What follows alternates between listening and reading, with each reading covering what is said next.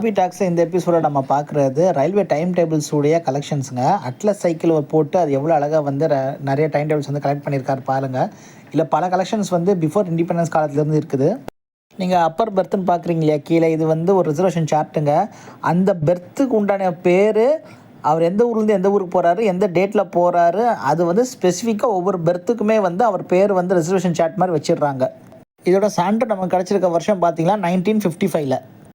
Suburban ட்ரெயினில் போகிற எல்லா 90s கிட்ஸும் இந்த மாதிரி அட்டையில் போட்ட டிக்கெட்ஸ் கண்டிப்பாக வாங்கியிருப்பீங்க. முன்னாடியில் பாருங்களேன், வெறும் இங்கிலீஷ் அண்ட் தமிழ் மட்டும்தான் இருக்குது, இந்த ஹிந்தியே இல்லை. இதெல்லாம் வந்து அவ்வளோ அழகான ஒரு இண்டிபெண்டன்ஸ் முன்னாடி சதர்ன் ரயில்வே இல்லைங்க, சவுத் இந்தியன் ரயில்வே. அந்த சவுத் இந்தியன் ரயில்வேயோட கைடு புக் தாங்க இது. இது பார்த்திங்கன்னா இந்த திருச்சியை மையப்படுத்தி சவுத் இந்தியன் ரயில்வேல இல்லுஸ்ட்ரேட்டட் கைட்ஸு. பார்த்திங்கன்னா நம்ம ராக்ஃபோர்ட், அந்த மலைக்கோட்டோட டயக்ராம் இருக்கும், சென்னை எக்மோர் இருக்கும், இந்த பக்கம் வந்து பிள்ளையார், இந்த பக்கம் வந்து ஸ்ரீராமர் இருப்பார்.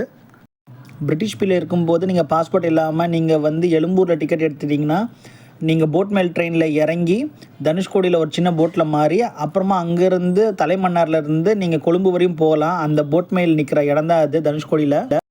மதுரா ஃபால்ஸ், சீ பிரிட்ஜஸ்ன்னு சொல்லக்கூடிய பாம்பன் பாலத்துடைய அந்த 2 ஸ்ட்ரக்சருமே ஓப்பன் பண்ணக்கூடிய ஃபோட்டோகிராஃப் தான் அதை நீங்கள் பார்க்குறது. ஆல்ஃபபெட்டிக்கலாக ஒவ்வொரு ஸ்டேட்டுக்குள்ளே இருக்க ரயில்வே உடைய இண்டிவிஜுவல் லைனில் இருக்கக்கூடிய ரயில்வே டைம் டேபிள் தாங்க நீங்கள் பார்க்குறது. நன்றி நண்பர்களே.